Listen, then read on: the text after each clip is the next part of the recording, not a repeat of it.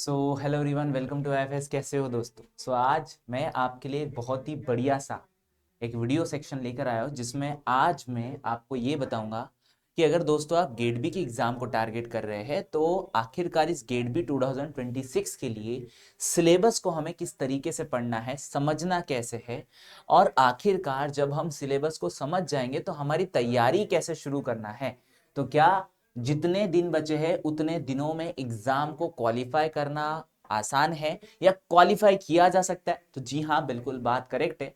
बस आपको रास्ता सही पता होना चाहिए। बिकॉज मुझे इतना जरूर पता है कि ये वीडियो देखने वाले सारे के सारे मेरे दोस्त बहुत ही ज्यादा मेहनती है। बस कहीं ना कहीं आपकी मेहनत को सही जगह लगाने के लिए आज मैं आपके लिए इस वीडियो को बना रहा हूं। तो मैं आज आपको उन पॉइंट्स को बताऊंगा जो कि आपके इस एग्जाम के अंदर हर एक सब्जेक्ट से बहुत इंपॉर्टेंट है। तो आज हम बिल्कुल तोड़ मरोड़ कर इन्हें पढ़ेंगे कि आखिरकार किस तरीके से कौन से टॉपिक बहुत इंपॉर्टेंट यहां पर हमें देखने को मिलते हैं। सबसे पहले दोस्तों मैं एक एक करके बात करूंगा। सबसे पहले हम बात करेंगे बायोकेमिस्ट्री के उन टॉपिक की जो कि बहुत ज्यादा इंपॉर्टेंट है।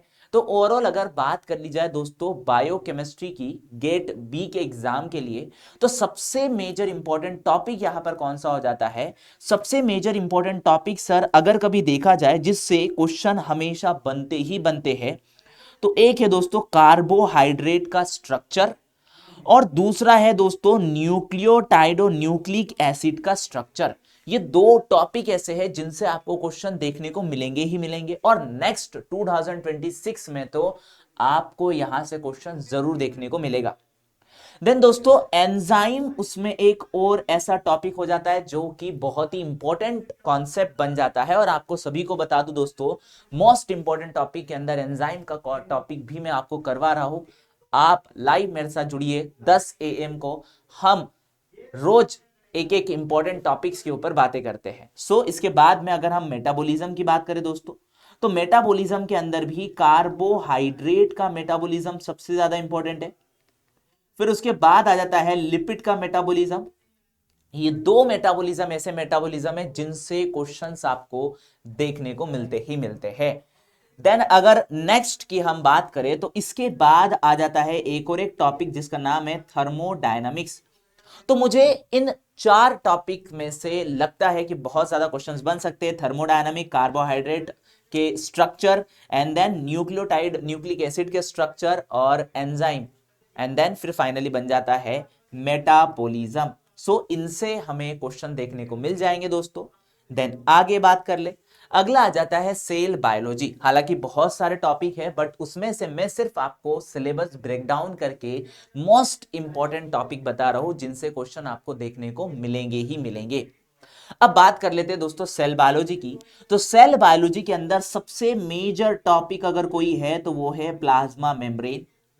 फिर उसके बाद अगर कोई टॉपिक आ जाता है दोस्तों तो वो आ जाता है मेम्ब्रेन ट्रांसपोर्ट, जिसके बारे में हमने सेल बायोलॉजी को टोटल डिटेल वाइज यहां पर इसी चैनल के ऊपर देखा है दोस्तों। देन उसके बाद अगर कोई टॉपिक बन जाता है तो वो हो जाता है सेल ऑर्गेनिल, और अभी रिसेंट अगर देखा जाए कि कोई टॉपिक अगर आने के चांसेस मुझे लगते हैं तो वो है जीनोम ऑर्गेनाइजेशन। तो दोस्तों जीनोम ऑर्गेनाइजेशन के चांसेस मुझे लगते हैं कि इस बार एग्जाम के अंदर जरूर जीनोम ऑर्गेनाइजेशन से क्वेश्चन बनेगा ही बनेगा। देन उसके बाद अगर कोई इंपॉर्टेंट टॉपिक है दोस्तों तो सेल साइकिल, जिसमें माइटोसिस मियोसिस के बारे में भी पूछा जाता है। तो ये वो टॉपिक है जिनसे 2026 में क्वेश्चन आने के 101% चांसेस है दोस्तों। आगे बात कर लेते हैं मॉलिक्यूलर बायोलॉजी के ऊपर। मॉलिक्यूलर बायोलॉजी की अगर मैं बात कर रहा हूं दोस्तों, तो मॉलिक्यूलर बायोलॉजी के अंदर सबसे मेजर इंपॉर्टेंट अगर कोई कॉन्सेप्ट है तो वो है लेकओपेरॉन और ट्रिपोपेरॉन। देन उसके बाद अगर कोई इंपॉर्टेंट है तो दोस्तों replication, transcription and translation. And then दोस्तों अभी रिसेंटली जो क्वेश्चंस आ रहे हैं वो आ रहे हैं DNA damage and repair pathway से। तो ये दोनों के दोनों, या ये हम बोल सकते हैं ये कुछ टॉपिक जो है सिलेक्टेड टॉपिक, ये बहुत इंपॉर्टेंट टॉपिक है दोस्तों जहां से क्वेश्चंस पूछे ही पूछे जाते हैं। देन आगे हम बात कर ले सेल सिग्नलिंग वाले टॉपिक से। तो दोस्तों सेल सिग्नलिंग के अंदर मुझे सबसे ज्यादा इंपॉर्टेंट लगता है सेल सिग्नलिंग में जीपीसीआर और आरटीके पाथवे से क्वेश्चन।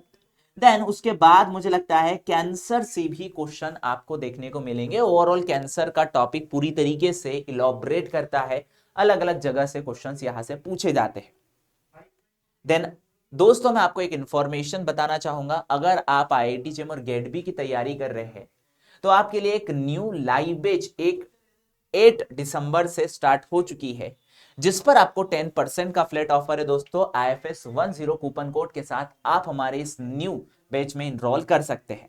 देन आगे बात कर ले दोस्तों कि अगर आप स्वेट पीजी की तैयारी कर रहे हैं सेपरेटली, तो आपके लिए यहां पर रिकॉर्डेड कोर्स अवेलेबल है, जो कि ये भी 10% के ऑफर पर आपको IFS10 कूपन कोड के साथ देखने को मिलेगा। सारे सब्जेक्ट से life science, zoology, botany, microbiology, biochemistry and plant biotechnology, सारे के सारे सब्जेक्ट से आपको यहां पर कोर्स देखने को मिल जाता है। देन आगे बात कर लेते हैं इम्यूनोलॉजी से। तो दोस्तों इम्यूनोलॉजी में अगर कोई कॉन्सेप्ट बहुत ज्यादा इंपॉर्टेंट है तो वो है एंटीबॉडी एंटीजन और इन दोनों का इंटरेक्शन, यहां से क्वेश्चन बनते हैं। देन इसके बाद अगर कोई बहुत ज्यादा इंपॉर्टेंट टॉपिक है दोस्तों तो वो आ जाता है यहां पर अभी के ट्रेंड में जो है वो है इन्नेट और एडेप्टिव इम्यूनिटी। इन्नेट और एडेप्टिव इम्यूनिटी जिनसे आपको क्वेश्चन पूछे जाते हैं। एंड देन रिसेंटली अगर हमने बात करी एडेप्टिव और इन्नेट इम्यूनिटी से ग्राफिकल क्वेश्चन भी बने हैं, तो इसको जरूर जाकर देखिए दोस्तों, ठीक है। देन आप छोटी छोटी सी डेफिनेशन पढ़ सकते हो ट्रांसप्लांटेशन, हाइपर सेंसिटिविटी डिसऑर्डर और इम्यूनो टेक्निक्स के बारे में, ठीक है। चलो आगे बात कर लेते हैं डेवलपमेंट बायोलॉजी के ऊपर। सो डेवलपमेंट बायोलॉजी की बात करें दोस्तों तो डेवलपमेंट बायोलॉजी में बेसिक कॉन्सेप्ट आपको पढ़ना है डेवलपमेंट के। गेमिटोजेनेसिस क्या होता है, फर्टिलाइजेशन, अर्ली डेवलपमेंट क्या होता है। देन मॉर्फोजेनेसिस से भी क्वेश्चन आते हैं और सबसे मेजर इंपॉर्टेंट है प्रोग्राम सेल डेथ, यहां से क्वेश्चन देखने को मिलते हैं। तो मैं पूरे के पूरे टॉपिक को यहां पर आपको नहीं बता रहा हूं, मैं सिर्फ और सिर्फ आपको वो टॉपिक बता रहा हूं दोस्तों जो कि आपके एग्जाम में बहुत इंपॉर्टेंट पूछे जाते हैं। आगे बात करेंगे प्लांट फिजियोलॉजी के ऊपर। तो प्लांट फिजियोलॉजी के अंदर सबसे इंपॉर्टेंट टॉपिक हो जाता है दोस्तों फोटोसिंथेसिस, कि dark reaction, light reaction. And then इसके बाद अगर कोई इंपॉर्टेंट टॉपिक बन जाता है दोस्तों तो वो आ जाता है आपका यहां पर hormone, plant hormone. Plant hormone के बाद में नाइट्रोजन फिक्सेशन, नाइट्रोजन मेटाबॉलिज्म, इनसे क्वेश्चन आपको देखने को जरूर मिलेंगे। ये तीनों टॉपिक बहुत इंपॉर्टेंट है, जहां से आपको 101% क्वेश्चन देखने को मिलेंगे। साथ ही साथ कुछ क्वेश्चन जो है फोटो रिसेप्टर से भी आते हैं दोस्तों, तो उसे भी हमें ध्यान रखना है। देन आगे बात कर लेते हैं एनिमल फिजियोलॉजी में। तो एनिमल फिजियोलॉजी में अगर कोई कॉन्सेप्ट बहुत इंपॉर्टेंट है तो वो है नर्वस सिस्टम, न्यूरोफिजियोलॉजी। देन इसके बाद आ जाता है कार्डियोलॉजिकल सिस्टम, इसके बाद आ जाता है रेस्पिरेटरी सिस्टम, एंड देन यहां पर एंडोक्राइन और किडनी फिल्ट्रेशन सिस्टम से क्वेश्चन आपको देखने को मिलेंगे, ठीक है दोस्तों। तो ये है इंपॉर्टेंट टॉपिक आपके एनिमल फिजियोलॉजी के, जिनको आपको पढ़ना ही पढ़ना है दोस्तों, ठीक है। चलो आगे बढ़ते हैं। अगला आ जाता है टेक्सोनॉमी। सो टेक्सोनॉमी के अंदर ओवरऑल क्लासिफिकेशन पूछा जाता है दोस्तों। तो क्लासिफिकेशन के अंदर आपको अभी के लिए इतना ही टॉपिक पढ़ना है, Monera, Protista, algae, fungi, plant, इनका क्लासिफिकेशन पढ़ लेना है दोस्तों। एंड देन एनिमल क्लासिफिकेशन पढ़ लेना है। अधिकतर ये हमारा एक रटने वाला टॉपिक हो जाता है, तो इन दोनों टॉपिक्स को हमें पढ़ लेना है अच्छे से। ओवरऑल अगर क्वेश्चन बनते हैं तो यही से क्वेश्चन बनते हैं दोस्तों, ठीक है। चलो आगे जेनेटिक्स की बात करते हैं। तो दोस्तों जेनेटिक्स के अंदर जो कॉन्सेप्ट बहुत ज्यादा इंपॉर्टेंट है वो है मेंडेलियन जेनेटिक्स। देन उसके बाद आ जाता है जीन इंटरेक्शन, इसके बाद आ जाता है एक्स्ट्रा क्रोमोसोमल इनहेरिटेंस और सेक्स लिंक इनहेरिटेंस, जीनोमिक इंप्रिंटिंग, छोटे छोटे से टॉपिक है, एपिस्टेसिस, इनसे आपको क्वेश्चन देखने को मिलेंगे दोस्तों। एंड देन मॉलिक्यूलर मार्कर और पेडिग्री, ये दो ऐसे कॉन्सेप्ट आ जाते हैं जिनसे आपको क्वेश्चन देखने को मिलेंगे। और बैक्टीरियल जेनेटिक्स को याद रखना भूलना नहीं है, बैक्टीरियल जेनेटिक्स को भी, ठीक है। देन यहां पर ट्रांसफॉर्मेशन, कॉन्जुगेशन, ट्रांसडक्शन, इनको भी मैं आपको करवा चुका हूं, बैक्टीरियल जेनेटिक्स वाला एक टॉपिक। आगे बात कर लेते हैं। अगला अगला आ जाते हैं इकोलॉजी पर। तो इकोलॉजी के अंदर कौन कौन से इंपॉर्टेंट टॉपिक है?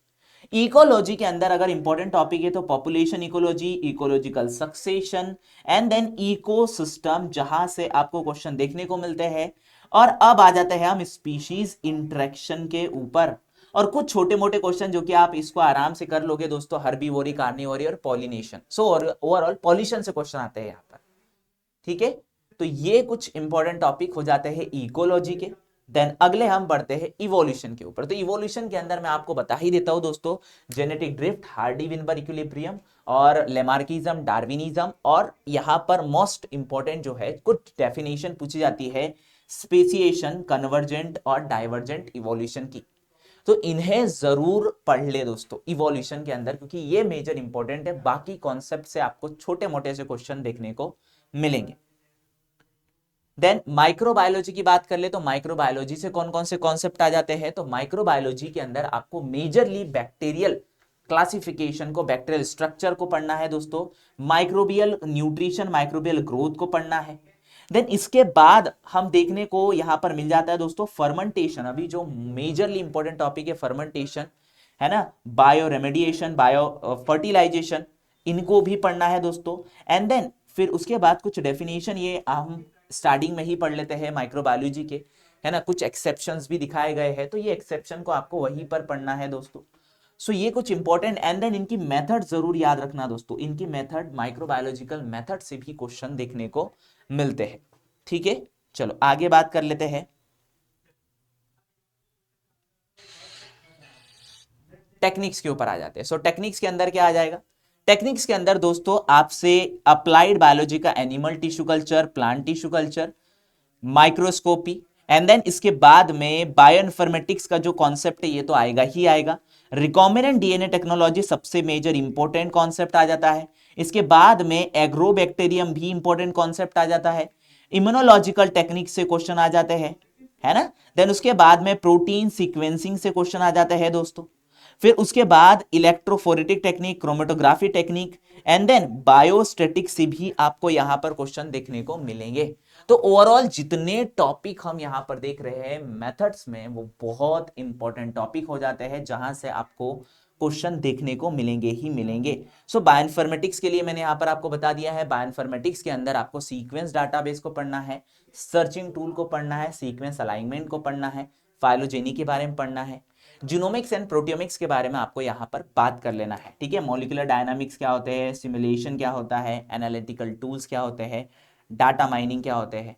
Then last bioprocessing engineering के बारे में बात कर ले दोस्तों, तो बायो रिएक्टर और फर्मेंटेशन के बारे में जरूर पढ़े, बायो प्रोसेसिंग स्केलिंग के बारे में जरूर पढ़े जहां पर आपको स्केल अप प्रोसेस बताई जाती है दोस्तों।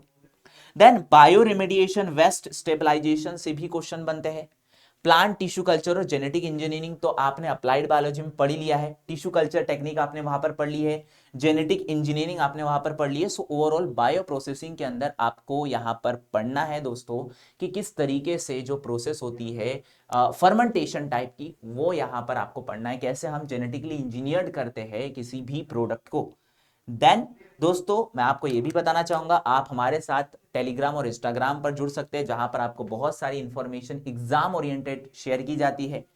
एंड देन अगर हम बात कर ले दोस्तों फ्री एप की, तो आपको यहां से, अगर आप हमारे साथ नहीं जुड़े हैं, तो अगर आपको एग्जाम से रिलेटेड कोई भी इंफॉर्मेशन फ्री ऑफ कॉस्टली चाहिए दोस्तों, तो आप हमारी वेबसाइट पर भी विजिट कर सकते हैं www.ifasonline.com, या आप हमारे ऐप को भी डाउनलोड कर सकते हैं जहां पर आपको फ्री ऑफ कॉस्ट सारी इंफॉर्मेशन मिल जाएंगी।